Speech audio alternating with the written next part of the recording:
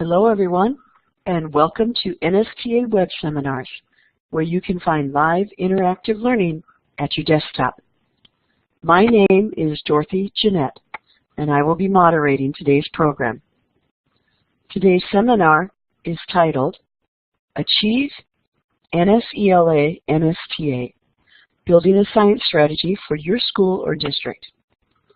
Our presenters are Michael Lach, Missy Zender-Sakic, and Jody Peterson.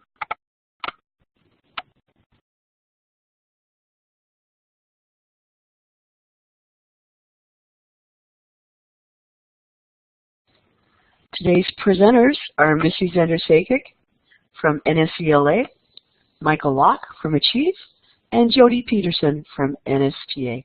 Welcome.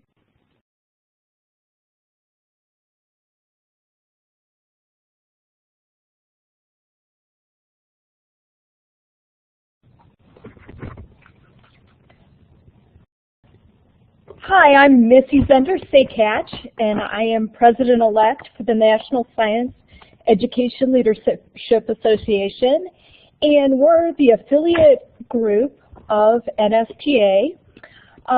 We would be a group of leaders that wants to maximize and catalyze leadership across the states.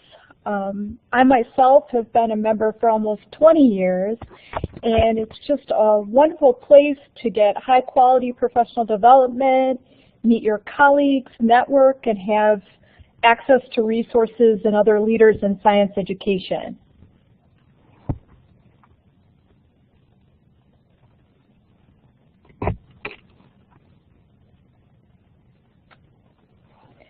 Our current Executive Board is Bob Sotek, Carrie Randolph, myself, and Anne, and also Tricia Herminghaus. And the board also consists of regional directors and committee chairs. And right now we are headed, our next event will be right before NSTA. It's our annual Leadership Summit, and it's Cultivating a Landscape of Science Success, Assessments, Instructional Tools, and Technology, and that will be held that full day right before NSTA, and we have just about gotten ready to post so that you can register if you would like. Our other annual event is our Summer Leadership Institute, and that's going to be in Philly right before the STEM Forum this year. I know that Larry is on the line if you have any questions about our professional development for this year. And our latest and newest website is up. And I just wanted to take a moment just to introduce myself, and also Larry, who's on the chat right now. I think maybe I also saw Anne. So if you have any questions for all of us, feel free to add that in the chat. But if you're definitely more interested in leadership as either coaches, as curriculum directors, anyone in a leadership position, or teachers that are aspiring to be leaders, we would love to have you join us. And I'm going to turn this back over to Dorothy.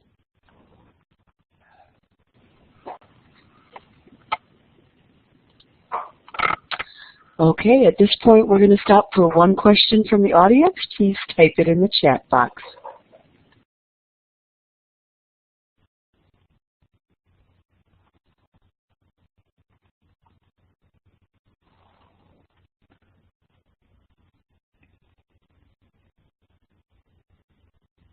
I did see an earlier question about the difference between NSELA membership and NSTA.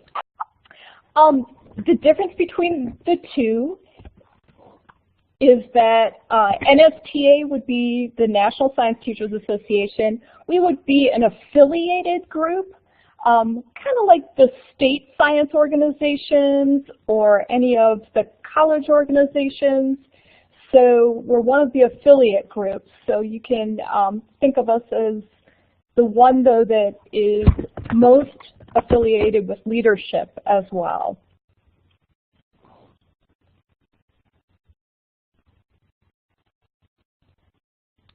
Okay, let's continue on.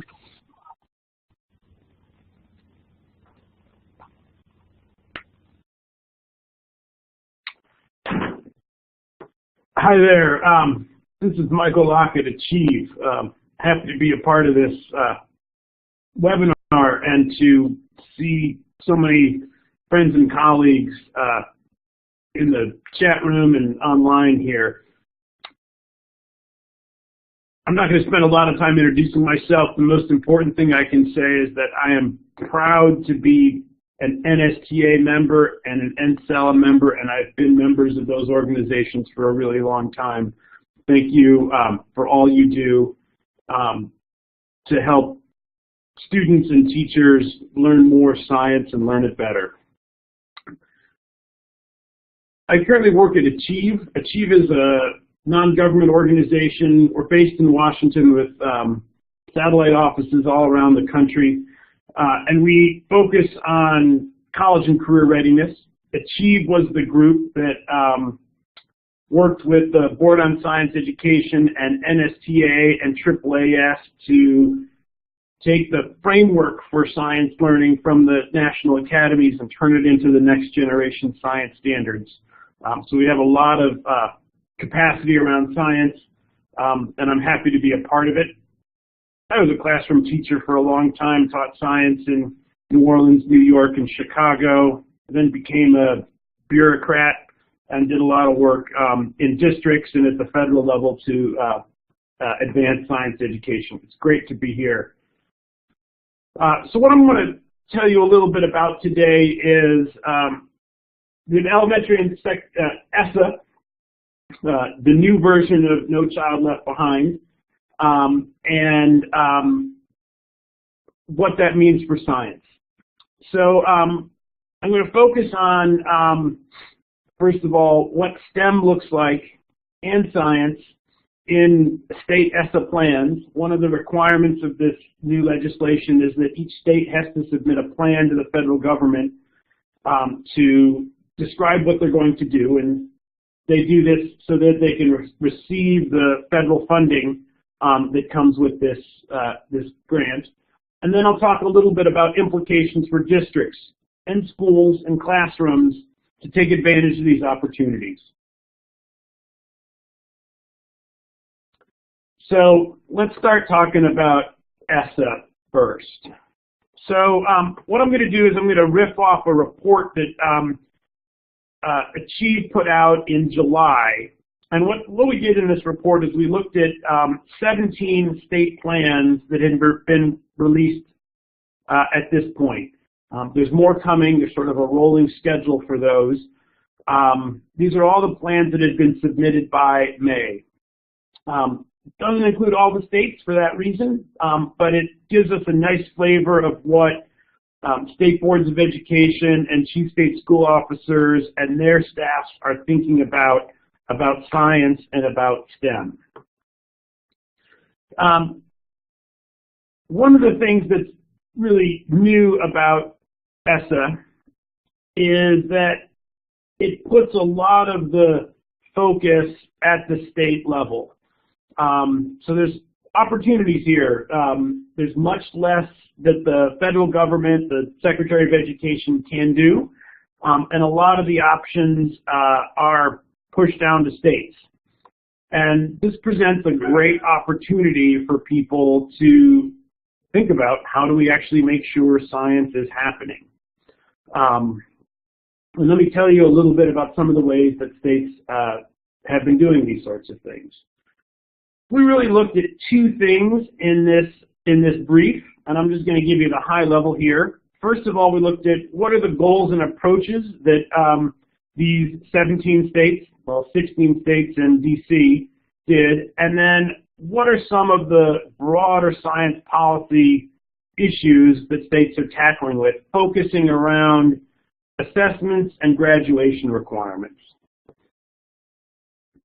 So a few high-level takeaways. Like these are if you want to be a policy wonk in Washington or you want to go to your state capital and push on these sorts of things, these are the real takeaways here. First of all, that states have this new opportunity. They can rethink and redo their testing provisions, accountability rules, their initiatives in a lot of different ways. we've seen some states really take advantage of that, particularly around science.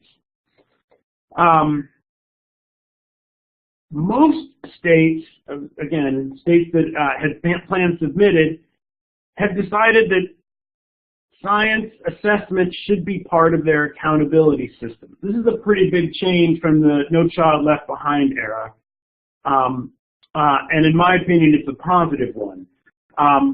Many states also have talked a lot about this need to really get students engaged, interested, and motivated in STEM.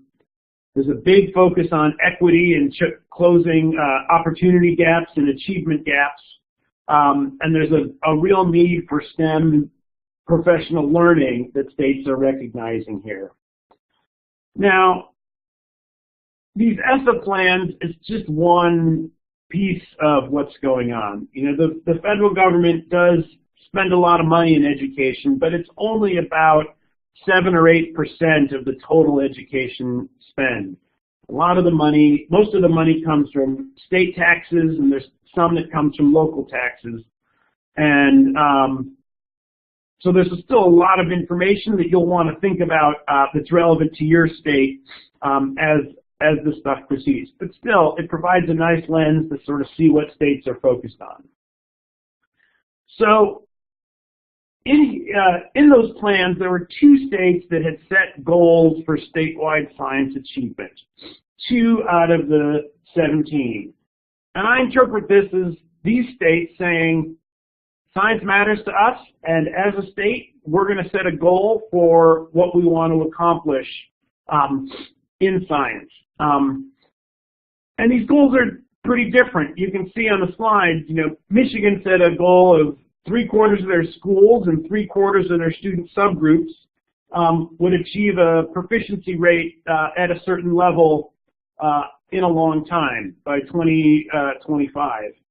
Tennessee used NAEP as an indicator there, and also had a proficiency goal based on their state assessment. There's lots of possible goals here. It's interesting how these 2 states pulled those goals out. Now, this is different from including science in the school level accountability. One of the things that ESSA does is it expects states to have an accountability provisions for schools and districts. And you can see that occurs on, that's described on this next slide. There are 10 states that propose to include science in their accountability system. And you can see them all listed there. Now, according to the law, states are required, and all states, if you want to receive the federal money, you're required to test in science in 3 bands, elementary, middle, and high school. You don't have to do anything with those results other than make them public and share the results with the citizens of the state. But these 10 states decided to actually do something with that result and have the results of those factor into their formula that describes the status of various schools. The indicator column is a technical name for the type of requirements that ESSA provides for those different states. The law requires you have to have 5 indicators on your accountability plans. You have to measure academic achievement. You have to also measure progress. So improvement matters, and so it's wonderful for kids, even if they weren't doing okay, if they get a lot better in academics. That's what the academic progress indicator is about. High schools have to have some measure of graduation rate. The feds want to see students actually graduating high school. You have to have some measure of proficiency around English language, and that is a function of the English learner subgroups, and there's some technical provisions about how big those groups have to be in certain grades. And then there's another measure that has to deal with school quality or student success, And states have some options about how they put this in there, whether that's access to advanced coursework, school climate, other sorts of things. States have a lot of leeway here. The way these plans work is states convene a lot of people and think through what makes the most sense for them, and then submit that to the feds, and the feds will make a decision about that work and respond to them, either approve or ask the plan to be changed. And again, this is only an analysis of the first set of plans that we've received. So I talked a little bit about this. Unlike ELA and math, science assessments don't have to be administered annually. You only have to do a grade band 3 through 5 and middle school. You have to do one high school test. And so this gives states a lot of leeway to think about how best to do this. There is a provision that the scores have to be reported, and you have to be able to provide scores on individual students. But other than that, there's really a lot of options for states to use to do this.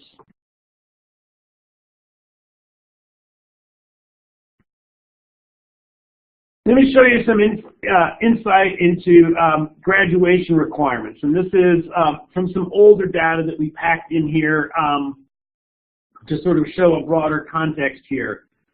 2/3 of states require students to complete 3 years of science prior to graduation. And that's, that's pretty important. As I'm sure you're all aware of, most state standards have an awful lot of content inside them, and even if you're a next generation science standard states, that one of the appendices describes some pathways and courses, ways to configure those.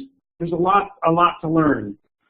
4 states and the District of Columbia have a 4-year requirement, and there's 9 states that only require 2 units of science prior to graduation. If you don't know what your state requires, I'd encourage you to think about that and ask around to get that information. Some states also require particular courses, biology in 9th grade or a lab science, and those are all different rules based on different states. I'd encourage you to download the full report. You can see that, and then sometime early next year, maybe February, we'll have an updated version that'll include all the state plans, because we think it's important that we highlight what states are deciding to do in science and use this as a tool to encourage more attention to be paid to science. I don't have to tell you all that. Let's get some questions from the audience here. Hello, everyone. We'll pause for 2 questions from the audience. If you would type them in the chat box. I was monitoring the chat while we were waiting for people to type. I did see a question about how do you define leadership?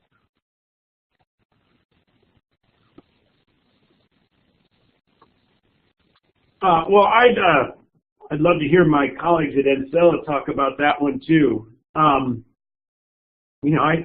think leadership is really about helping a whole group of people work better together than you can individually to do something that's good for students or the world.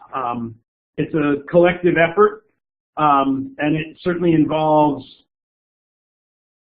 knowing a lot and being able to communicate and being able to forge relationships with people and to know strategies and all those sorts of things. But it's really about, to me, this idea that we can do a lot more if we work together than as individuals. And a question just came in. When will the state reports be due from all the states? I don't have a firm answer on that. There's a sort of a rolling calendar that depends on a bunch of factors, and not all the plans are accepted by the feds once they're submitted. I believe by the end of the calendar year, most most states should have their plans submitted. But maybe Jody, you have a better answer than I do on this. I do know that we're planning to have a new report in early 2018, which will have all the plans as part of that. Okay, I see there's lots of questions coming in. I'll try to keep track. When we come back to questions later, please type it in again so we do see your question. We'll try to get to them all. And let's move on. All right. I appreciate all the questions. So let's talk a little bit about what this might mean for districts. I suspect most of you all are district people or school level people. So let me try to give you some ideas about how I'd encourage you to think about that as the work moves forward. So a couple tools for you. At Achieve, we put together a district implementation workbook. You can see it at the URL that's on the screen there, and I bet someone will put it in the chat room. And this is it's a pretty lengthy document. It pulls from the Guide to NGSS implementation that the National Academies put together. And what this does is it describes some of the things that districts really need to think about as they come up with their plan to implement new standards and advance science moving forward. We break it down into 7 chapters. First is about how do you sort of fit the science agenda into a whole bunch of other agendas. Better early childhood work, improving literacy, improving school safety and culture, making sure kids graduate with ready for careers. Much as we'd like to have people only focus on science, sometimes we know that schools are complicated places that have to serve lots of different needs, and that chapter talks about how to fit it into district plans. The second chapter is really a set of ideas about how to actually do the work, and this involves ideas for data collection so you can figure out what your strengths and weaknesses are, how to come up with budgets, and how to sort of organize the mechanics of what happens. The third chapter is really about leading change and how the change process happens and what the role of a district science leader or curriculum coordinator might be. Chapter 4 is about professional development and learning and how to make your school or school system a place where all the adults are always getting better at their work. Chapter 5 is really about communications and how to think about parents and other stakeholders. And then we have 2 chapters on probably 2 of the most common and important strategies for science, instructional materials and assessments, and how to think about those within a school system. You should take the whole thing and download it. Sort of behind all of the ideas in this paper are really 2. And the first one is about goals for science. I would argue that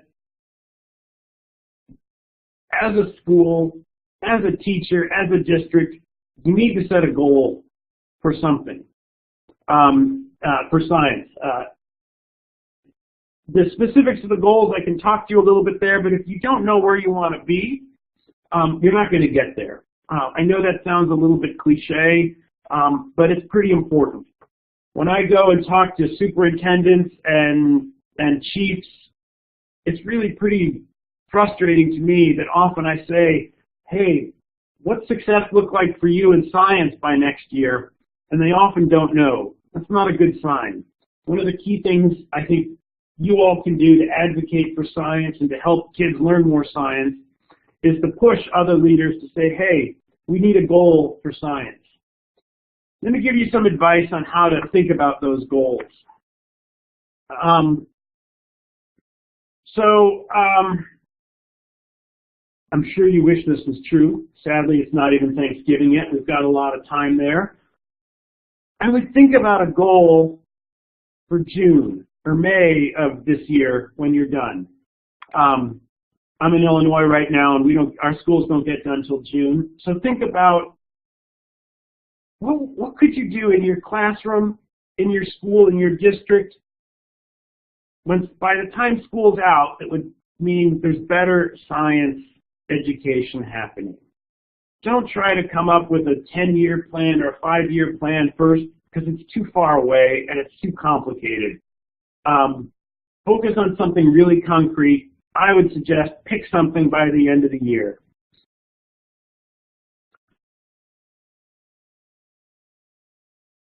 I know, I'm sure many of you remember this song. It was super catchy. It was pretty insidious though. Sort of this idea that, oh, don't worry about anything, it's all going to be okay. I would change that for you all, and I would use a quote from a guy I like, Guy Kawasaki, who said, "Don't worry, be crappy." Now, Guy Kawasaki, he was on the team that created the first Macintosh computer, which, as we know now, was an incredible success. But at the time, it had a lot of problems. And they knew that they could always make things better. They just had to make sure they had something that was good enough to get out there. And I think that's important to think about your goals. You don't have to have something fancy. You don't have to have something transcendent, but you need a goal. So don't worry about the specifics of it. Pick something. It's okay if it's crappy, because next year you'll have learned something and you can make it that much better. And whether your goal is about more students in a certain class or performing on a test, or more teachers having a certain kind of PD, or doing a type of lesson, or having teachers go through equip training or some NSTA district work, whatever it is, don't worry too much about it at first. Get something done. Building that kind of traction within the district is more important than what the specifics actually are. However, you got to think about how these things come together. I'm sure most of you have seen this comic cartoon. I use it a ton in my slides. It's very, very common. You have to think a little bit about what your goal is, how the pieces connect to it. If you pick a goal that is really hard to explain how the actions of teachers and students and administrators fall into it and connect to the outcome you want, it's not going to work. A real interesting example of this comes from the economics work. When I was doing work in Chicago, we spent some time with Dr. Roland Fryer, who's a brilliant economist at Harvard, and he studied how incentives work in schools. And he did a big study offering to pay kids to get higher ACT and SAT scores. They'd get a couple $100 if their score rose by a certain amount. And he found that it didn't make much difference. Paying kids to score better didn't do that much kind of work. It didn't really work. He did another study, though, where he offered an incentive. He's an economist, so they think about paying people. He paid kids to read more books. And every time they read a book, they would get credits and they'd get a small amount of money. And he found that the incentive worked. Like, when you pay kids to read more, they actually would read more. And lo and behold, when kids read more, their test scores went up. The takeaway I had from that is that if you are trying to get people to do something and they don't really know how to do it, we don't really know how to raise test scores or raise test scores at scale, but we do know how to tell people to read more books. You can create that change. So Instead of having then a miracle occurs around your goals, think really carefully about what are the actions you want teachers and assistant principals and principals to be doing, and put your goal on that rather on something that's big and lofty. So 3 ideas about goals here. Do something in June, don't worry, be crappy, and don't have miracles as part of it. So if goals are the first part to a district science strategy, or district science achievement strategies are the next part. And you have to have strategies that match to your goals. You have to think about what are you actually going to do so you can reach those goals. Now, this is where it gets really exciting. There are a lot of strategies out there. You can be adopting instructional materials. You can be ratcheting up advanced placement, building new labs, giving kids internships, partnering with a museum and doing better field trips. You could be creating networks of teachers or recruiting teachers from the Ivy League or somewhere. You can be doing a lot of formative assessment stuff and have Paige Keeley come out or train your principals on something. You could do benchmark assessments to track things. You could set up a bunch of after-school clubs. You could do a bunch of integrated STEM work. There's lots and lots of strategies out there. I'm not going to tell you which strategies to choose right now. I'm happy to talk offline to any of you about what seems to work better in some places. But picking the strategies and being really clear about them is important. Let me tell you a few things about how to think about those strategies. So the first idea here is that some strategies are better than others. We know that in science, there are some things that just work better than others.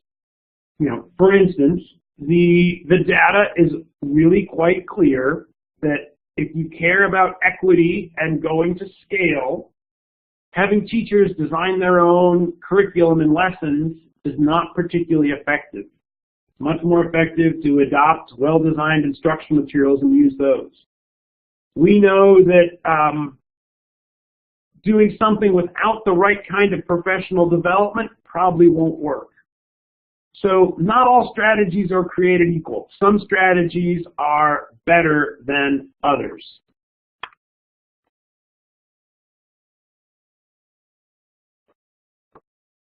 However, saying something is absolutely works or absolutely doesn't work really isn't possible in education. You all know this. You'll hear administrators say, oh, I want the data, I want these, an RCT that says this program or this package or this kind of training will give you better results. And lots of people can provide those to you. It's important to remember that the context matters. Schools are different. Teachers are different. And while you can make some generalizations, you got to figure out what's going to work in your situation. You may have a bunch of high-performing teachers that need to get pushed a little bit more. You may have a school that has a lot of parents who really support one approach instead of another. You may have a lot of resources. You may have not very many resources. All those contexts matters. So you're going to have to figure out how your strategy fits into what makes your school and district unique. The context really matters. I highlighted this one. The research can help, but it won't be definitive. So you'll find studies. There's lots of vendors who will say, oh, our program is the best because it's done here. That can be useful, but it won't be definitive. You're going to have to figure out how that applies to your situation, and you're going to have to make sense of it on your own in there. You want to pay attention to sort of the cases that work and the data that's there, but also know that it'll depend on what you do in your situation. The fourth idea on these strategies is communication. You can't overdo it. You need to be able to clearly tell parents and teachers what your goal is. Your goal, it's a goal for June of this year. It doesn't have to be a perfect goal. It can be crappy, but you have to be clear about what it is. And you have to tell people over and over again. And it's not just parents. It's not just kids. It's the teacher down the hall in the science department. It's the gym teacher. It's the music teacher. It's the assistant principal. It's the union head. Everyone needs to know what the strategy is. When you're communicating, it can't just be you talking about it. You got to listen. That's what communication is about. So you have to listen, retool, rethink about it, and make sure that the key messages you want are transferred appropriately. No matter what your strategy is, you're going to have to spend a lot of time and energy doing this kind of communication. There's an idea in a lot of the educational policy research about coherence, and it matters. Loosely speaking, coherence is this idea that all the pieces of the system have to be pointing in the same direction for the system to change. You all know that schools and districts are really complicated pieces, but if you've got a brand new curriculum and old-fashioned tests and a teacher recruitment strategy that primarily pulls from an institution that doesn't teach about new standards and doesn't do these sorts of things when they prepare teachers, you're going to have problems. It's really easy for incoherence to crop up in the system. A researcher at a nearby university will have a great idea and want to put money or resources into a program, and they may be really smart, but it may not be aligned to what you're trying to do at the district level, and you're going to have to tell them no, or tell them how to change that kind of work. A principal or assistant superintendent may get an idea about a certain way to do a program, and there may be some pieces there, but it's got to fit into the overall structure and system that's going on. You have to pay attention to that kind of work all the time. When I started leading the curriculum work in the Chicago public schools, when I started, there were 7 different offices in the Chicago schools doing something in math or science. And one of the first things I did was I said, no, that's not going to cut it. I can't lead that way. And I had to pull all those offices together so we had one constant message, a core set of strategies, and even so, I had to continually pay attention to my staff and the people in the community who had great ideas, but often those ideas didn't match to what we were trying to do. You got to pay attention to coherence and make all the pieces of the system point in the same direction. And lastly, this is sort of a riff on the don't worry, be crappy. We often tend to spend a lot of energy and time thinking about what the best plan is. And that's great, but implementation matters more than the design. Implementation is the really unsexy work of day after day, making sure the right teachers are going to the right PD sessions. Those PD sessions are effective and hard-hitting and engaging and focusing on the right stuff. And the teachers have the right equipment at the right time to do the right kind of labs and activities. And principals know what to look for during their walkthroughs or their visits. The implementation work is the day-to-day work inside the bureaucracy, making things happen. And that's so much more important than design. A well-implemented, crappy strategy will do a lot better for kids than a really well-designed, brilliant strategy that can't be implemented. So focus on that project management, that relationship building, that focus on implementation that's right there. And lastly, I'm going to talk a bit about the change process. This is a picture I love. It's from a book called The Change Monster. I didn't write it. I've just appropriated it. And I think it really effectively sort of describes how this work sort of happens.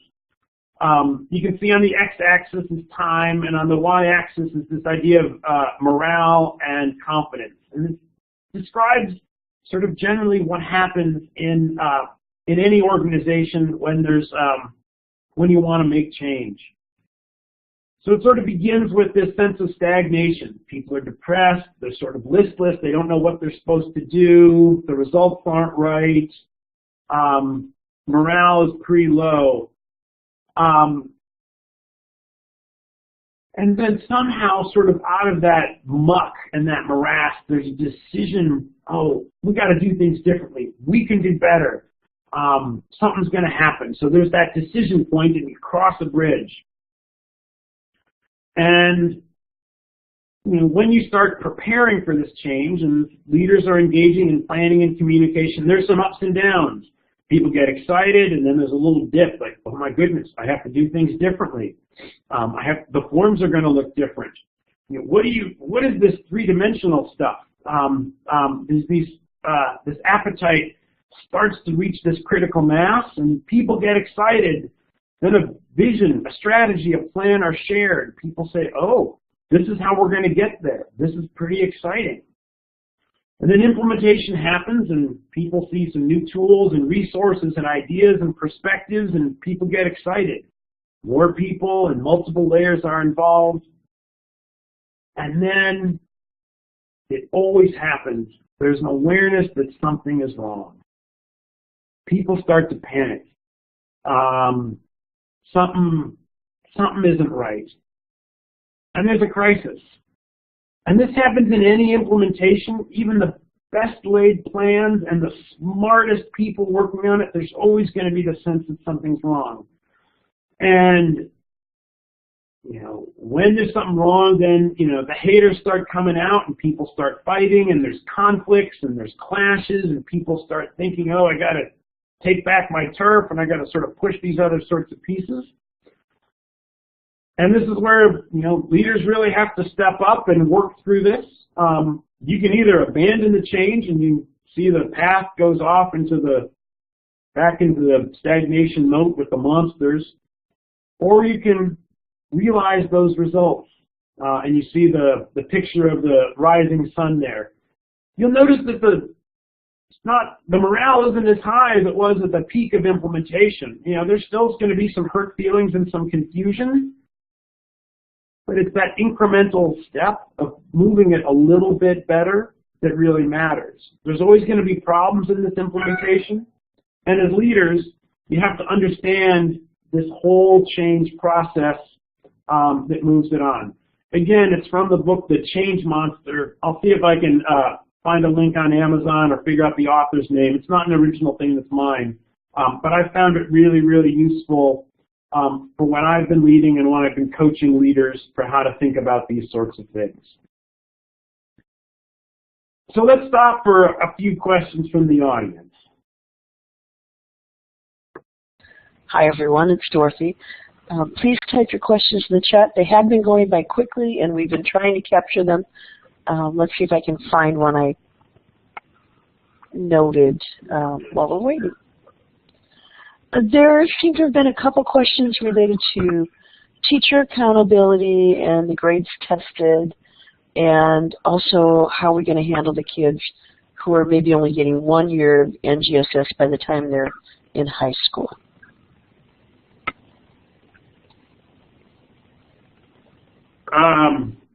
That's a lot of way to put a lot of things into one question, whoever asked that.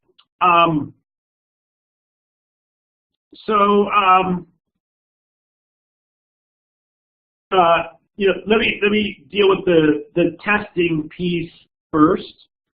I'd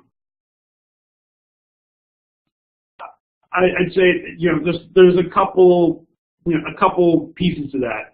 First of all, the federal law is pretty clear that if you want federal money, again, it's not a lot of money, but it makes a difference. You have to test in science and report that out to parents. I can't imagine any state saying, we don't want to do that, we don't want that money. So I think that decision ship has sailed on that one.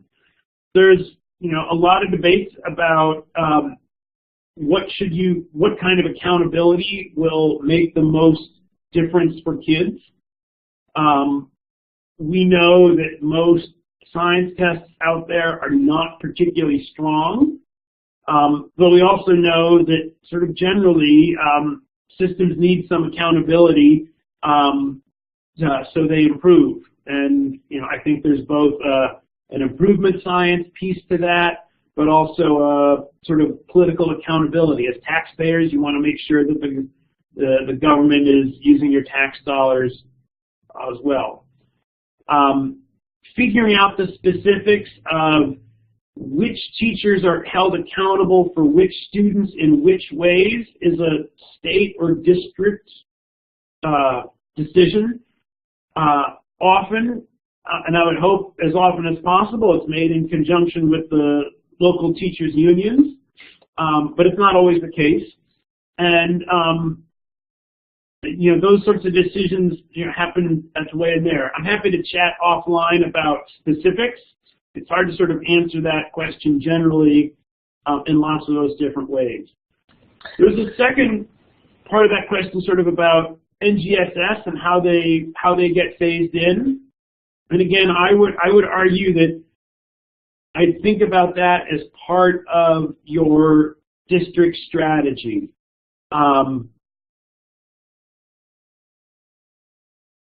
Probably when you look at your district data, there are particular grades and or classes that would benefit the most from additional support and resources.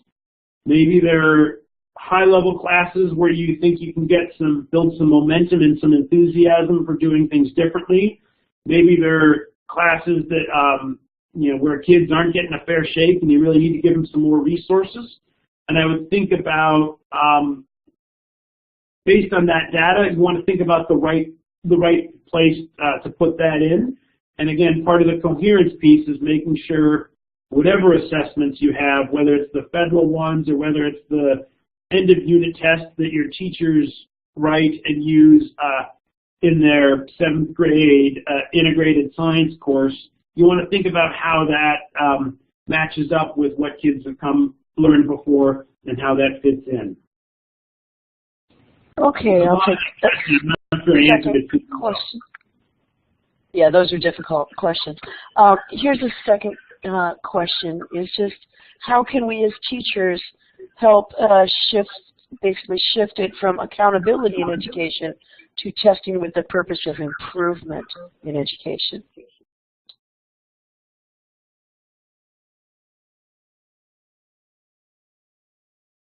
So that's a great question. I think there's, I think I have a couple, a couple ideas there. I think,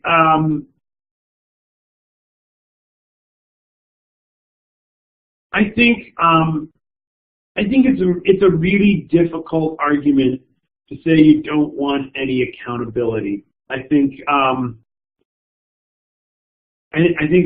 there's pretty good data from a lot of social science that shows systems need accountability to improve. And too often when I talk to teachers, I hear them sort of adverse to any sort of accountability. It doesn't have to be by testing, but we have to, as teachers, we have to own our profession and sort of be committed to getting better at things every year. Part of why I began with that piece about setting goals. When I worked with teachers, I encouraged everybody, teachers, departments, come up with a goal for the year, because if you get it, that's pretty good accountability. And whether it's about, hey, I want to do just one more hands-on activity each week, or I want to do, pieces that come, I want to do a different unit one time. That's part of it. I think the second piece on it is helping leaders understand that, you know, accountability doesn't have to mean drudgery and you know, all the ridiculous forms that you have to do. You know, when I was in Chicago, there was a lot of principals and assistant supes who wanted to see, you know, a standard on the chalkboard every day, who wanted kids doing this and that, and KWL charts twice a week, or all those sorts of things. Too often, you know, my sense was that they didn't know what else to do. They didn't have a viable alternative that they understood. And it was sort of on me to say, hey, there's a different way to do this. You know, helping principals and superintendents move away from the sort of hierarchical culture that they may have learned about, where they have to think about command and control is pretty difficult. But the way to do that is to show them that you're getting great results for kids, you know, in the way that you want to measure it, that you're open to improvement and you're getting better at it every year, and then building the kind of relationships with them so you have the kind of trust needed to move things forward. You know, it's a kind of question that probably takes a few books to answer, but I'm happy to chat offline, or my email's up on there, so ping me whenever you want and I'll get back to you and we can chat on the phone or whatever. Happy to talk more. Okay. Well, we should keep moving forward, and we'll try to answer more questions later in the program.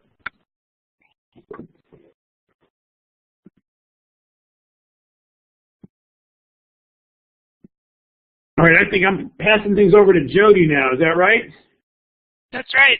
Can everyone hear me? I'm delighted to be here tonight.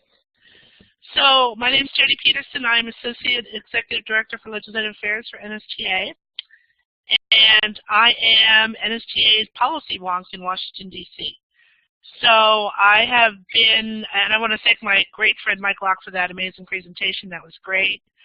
If you have more questions for him, please put it in the chat room. We'll make sure he gets it, and we're going to have time for questions later on. So Mike did a lot of looking at the law, what some of the work Achieve is doing, and looking in the state plans. I'm going to take a step back. I'm going to look at some of the pieces, you know, the 65,000-foot view of the law, things that we've been trying to get across to science teachers for a while now, because the law really will start next summer with the accountability plans. And I'm going to talk about where the different funding is for science and STEM, including for professional learning, to get new programs, to get equipment, to get supplies, to get stuff for your classroom, where that is and how you can get it. Let me preface this by saying that most of these slides are on our NSTA website. Go to www.nsta.org, pick About NSTA, pick Communications Legislative Affairs, and I have them listed there.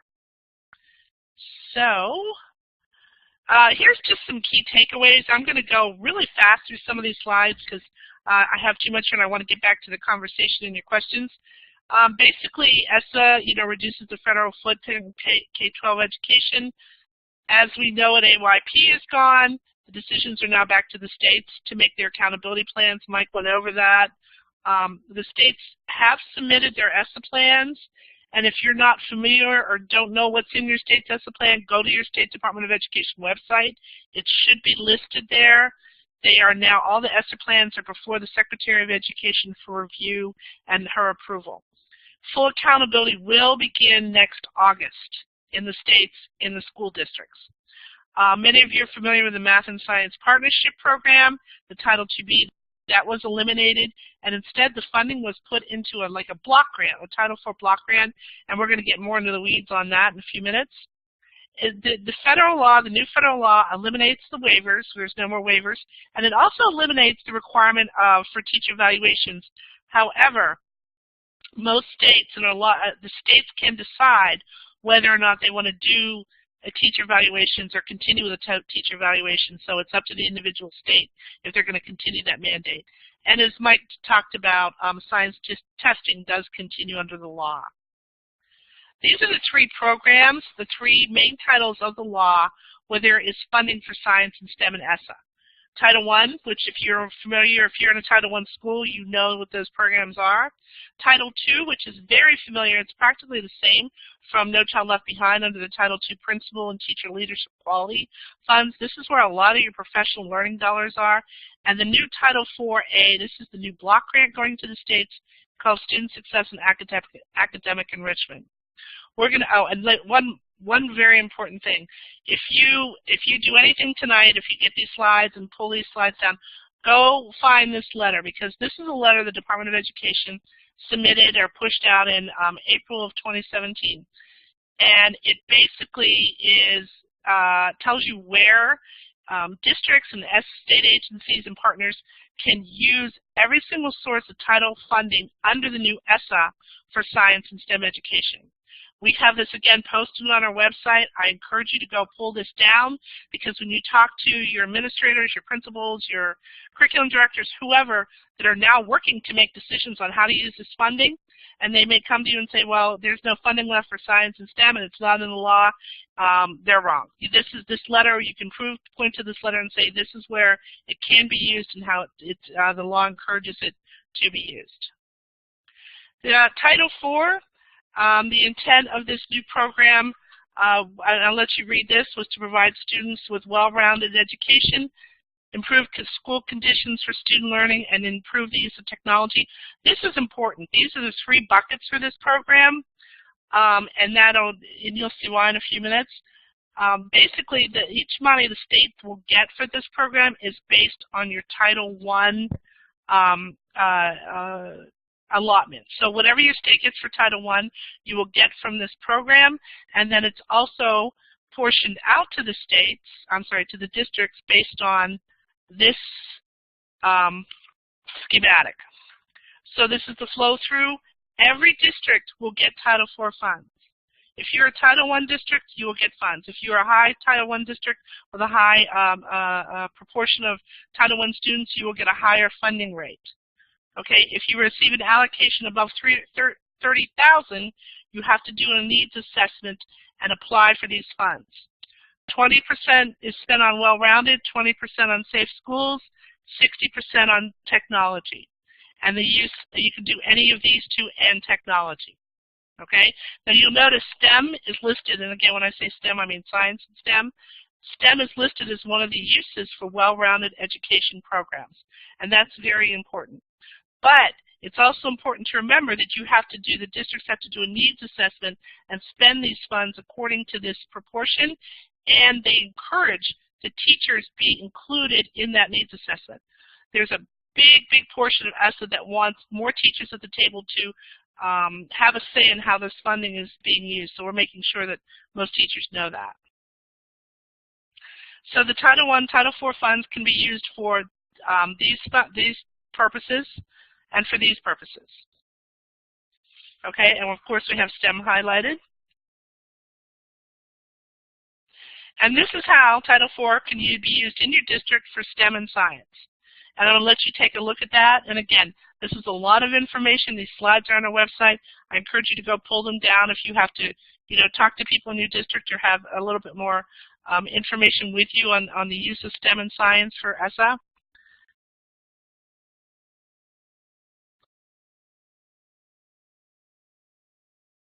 And let's stop for 2 questions. Hello, everyone. This is Dorothy. Let's post your questions in the chat window, and I'll scroll back through the chat and see if I can find ones that we recently posted.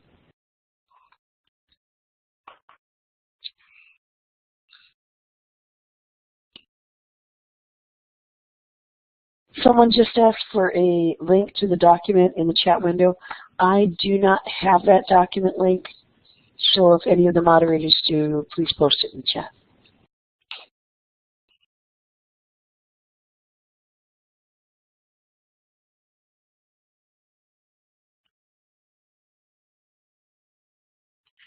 I do see someone ask for the collection link, so I will post that for you now.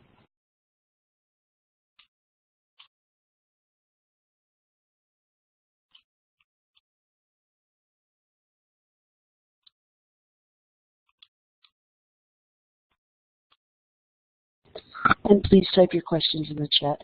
There are questions about whether it's available for private schools, and also what's the difference between Title IV-A and Title I. Okay, so yes, it is available for private schools. It's similar to No Child Left Behind. Private schools are supposed to be working in consortium with the public schools for some of these federal funds. So I can find exactly what it says about that and send it if somebody wants to direct mail me.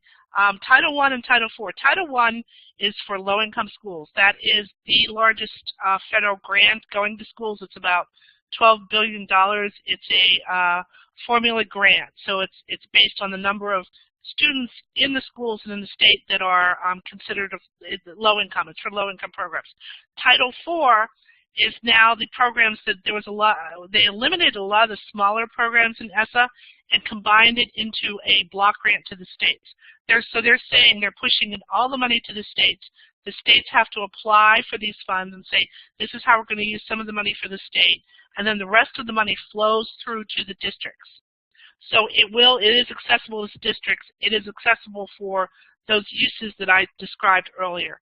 Two different funding sources for two different areas.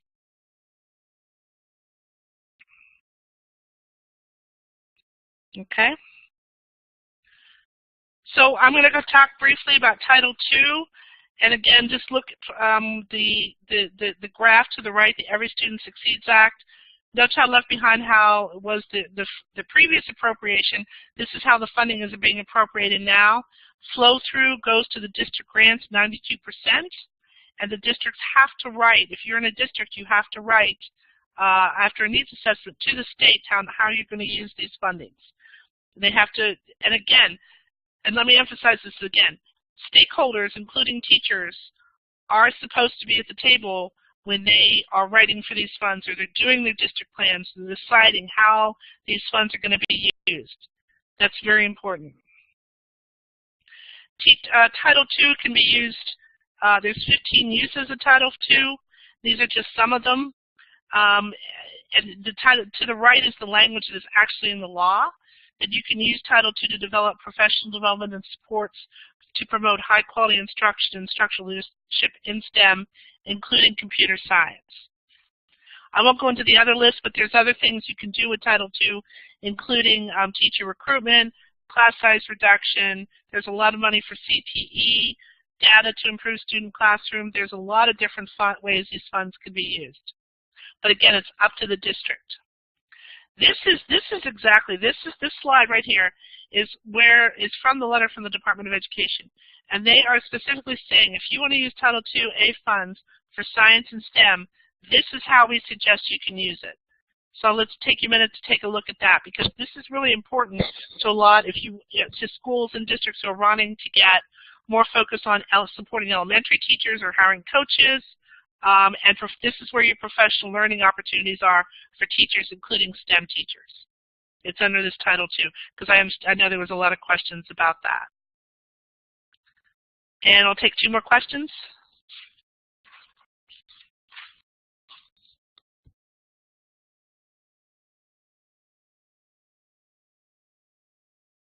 Okay, everyone, this is Dorothy again. Let me see what questions have come in.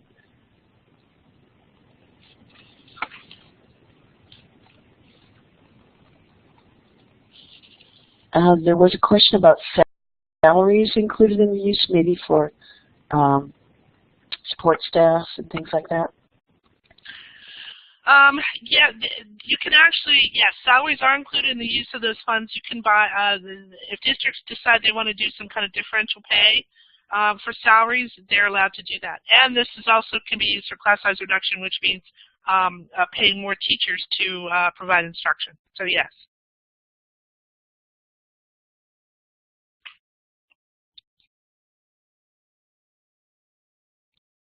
So I'm looking at some of the questions. Let me just answer some of these.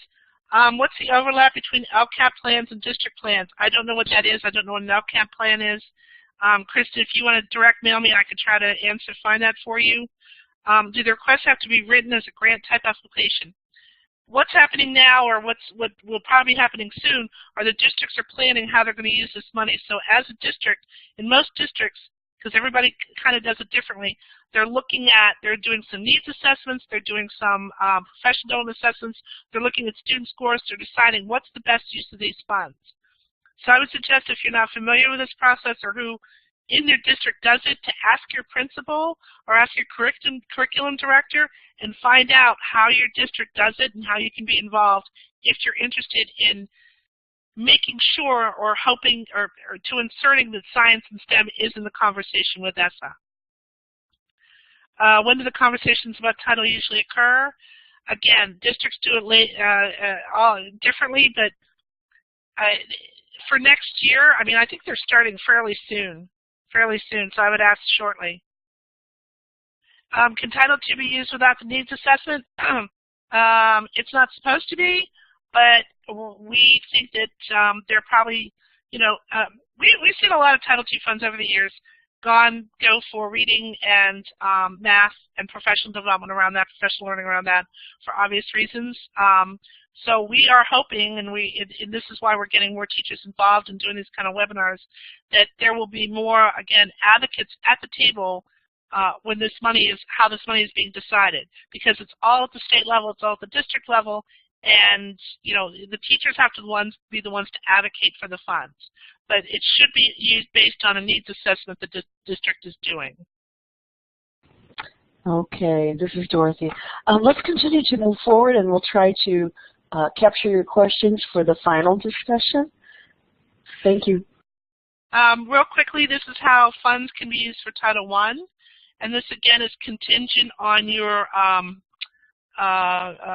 district's improvement plan. And again, if you're in a Title I school, you know what I'm talking about here. This is what I mentioned earlier. So implementing ESSA right now, this is what their plans are doing to bring this. All the states have submitted their ESSA plans, and now they're looking at the district on how they're going to implement what's at the state level and how this will affect their district and how they can use these funds. So these are the questions, they're looking at them. Who in your district makes the decision?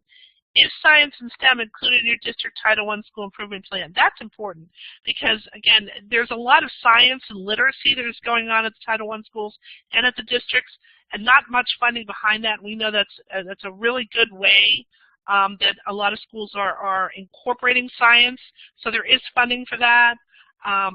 These are the questions you can ask: who's doing the needs assessments, and is there science and STEM in these plans? And again, and I know there's a lot of district leaders on here with us tonight, if you're advocating for science and STEM in your district, we encourage you to get this message out. And if you need more resources, go to the website. We'd be happy to help you with anything you have. NSELA is also a great resource. We're working together on really getting the message out to district leaders about this funding and what's available in the new plan. Just real quick, I'm going to go through some of these slides. I crosswalked a lot of what NSTA has available to what the different titles will, under ESSA, will allow funding for. And again, I talked about science and literacy. We have these great Picture Perfect series. If you're not familiar with it, go take a look. We've got a lot of professional development around this now. Our NSTA Kids series is just amazing. It's gone gangbusters. They're great books to bring into your Title I schools.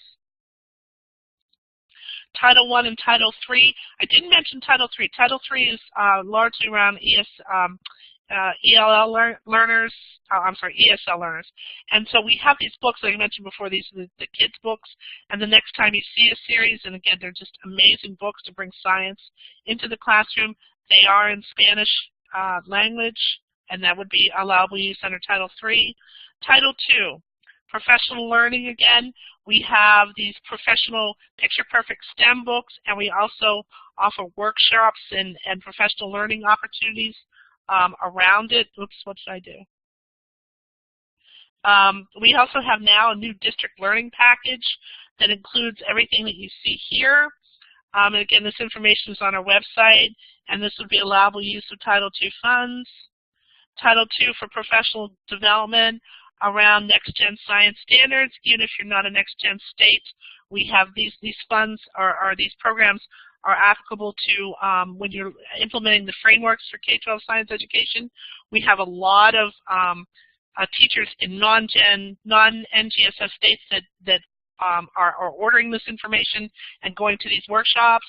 And our conference in Atlanta, Georgia this year, March 15th to the 18th. And Title 4A, again, this is the block grant, and more information on our website on exactly how this works.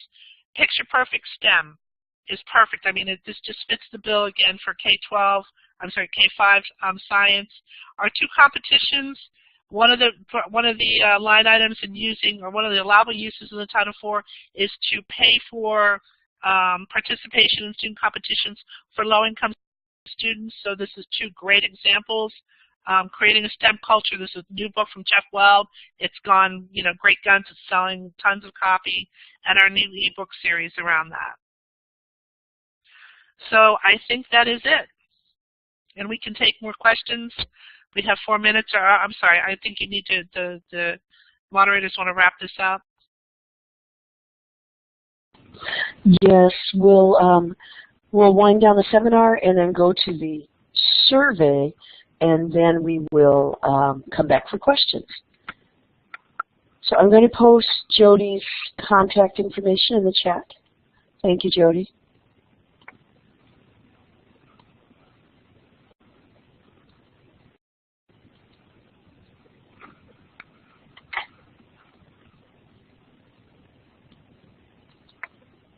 And I want to thank today's presenters, Missy Vender-Sakic, Michael Lach, and Jody Peterson.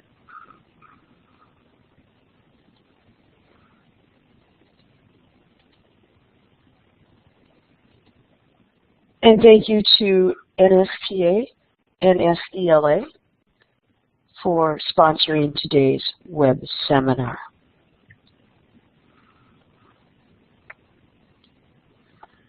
I also want to thank the National Science Teachers Association and the NSTA web seminar team.